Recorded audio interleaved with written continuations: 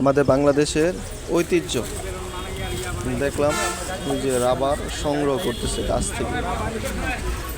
এগুলো রাবার সবগুলো একসাথে জড়ো করে দেশের বিভিন্ন কোম্পানিতে তারা দিয়ে দেবে। এবং ওই দেখেন কীভাবে রাবার পড়তেছে এক ফোঁটা ফোঁটা করে।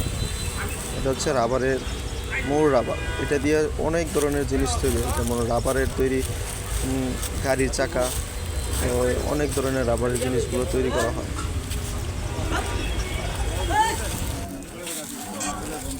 তারা প্রতিদিন সকালবেলা 10টা থেকে 11টার দিকে রাবার সংগ্রহ করে আবার আজকে বিকেলে আবার রাবার গাছে এইগুলো সব পাত্রগুলা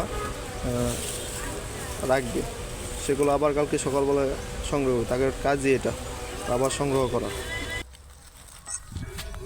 এখানে শত শত হাজার হাজার গাছ সবগুলোতে সংগ্রহ করে প্রতিদিন অনেকগুলা সংগ্রহ করে। এরা সংগ্রহ করে তারপর তারা